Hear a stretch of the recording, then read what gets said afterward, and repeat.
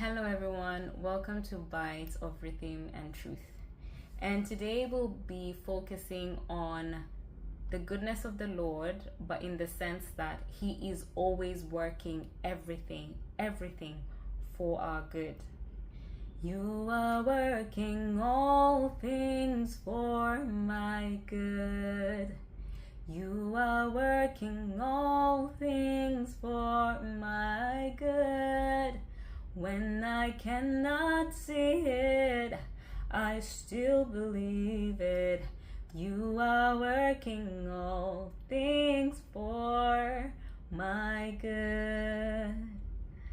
In the book of Esther, chapter 6, we're told about how King Ahasuerus honored Mordecai.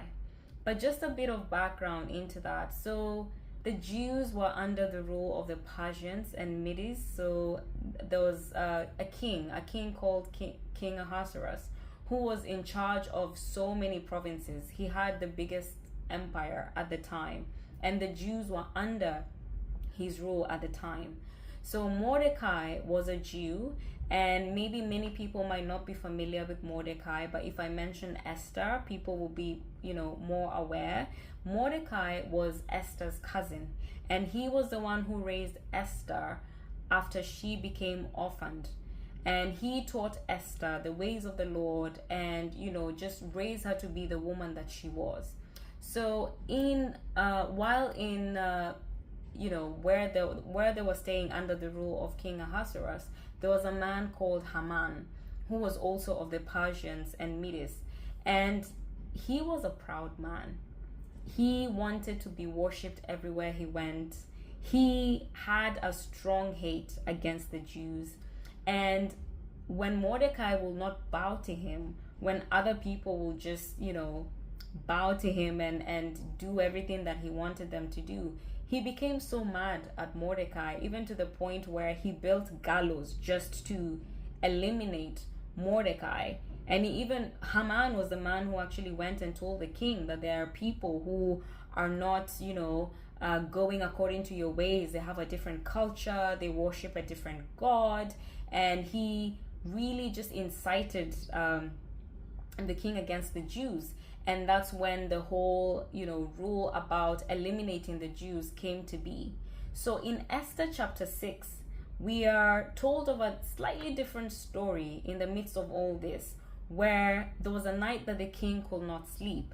And so he commanded one of his servants to just bring the book of the records of the Chronicles. So this is where, events that had been done and maybe, the king knew about or didn't know about were recorded. So this night, the Lord himself made sure that the king did not have good sleep, so that he can be able to get access to this book. And we'll see shortly why that was so. So when it was being read to him, it was found written that Mordecai had actually protected the king against being murdered by two of his servants who were eunuchs, who had planned to actually take his life. And the king, asked, what honor did this man get? Did Mordecai get, for doing such a good job and, such a good thing? And the king's servant said nothing had been done to him. And so the king's, at that moment when he was talking about that, Haman, the man who hates the Jews, walked in. And the king, proceeded to ask him once Haman came in, what shall be done, for the man whom the king delights to honor? And Haman, with all his pride, remember we talked about this was the guy who just wanted to be worshipped, just the world revolved around him basically. And Haman at this point thought that the king was talking about him.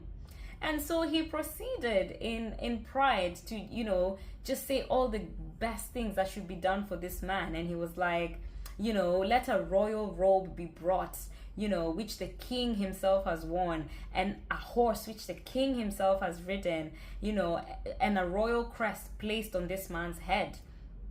And let this robe and the horse be delivered to the hand of one of the king's most noble princes, that he may array the man whom the king delights to honor. And so after Haman said this to the king, thinking that it's all about him, the king just told him, okay, that's a good idea. You know what? Hurry up. Take the robe, take the horse, and just as you suggested, just, put Mordecai on the horse and get to, just taking him around the city and proclaiming that this is what shall be done to the man whom the king delights to honor. Just shout that everywhere, all over the place. And that's what happened. And afterwards, after all that, Mordecai, went back to the king's gate to continue with his duties. And it's so funny. The man who hated Mordecai with a passion, the man who wanted to Mordecai killed and the Jews killed, the man who thought that all the honor should come to him, was actually the same man that the Lord used to honor Mordecai. The same man that, the Lord turned things around for Mordecai to ensure that he's honored by him instead of being killed by him. I would encourage all of us to go and read the book of Esther chapter 6, because it's such a fascinating story. See how the Lord shows up in the lives of his people. He's intentional about his people. He wants his people to do well. And though there are things around us that may not be going well, just be assured that the Lord is in control and he will work all things together for your good. If he made the king not go to sleep so that the king can discover what Mordecai did, so that he can be honored on the streets by the man who hates him so much, then what can he do for you? Trust in the Lord. Be blessed.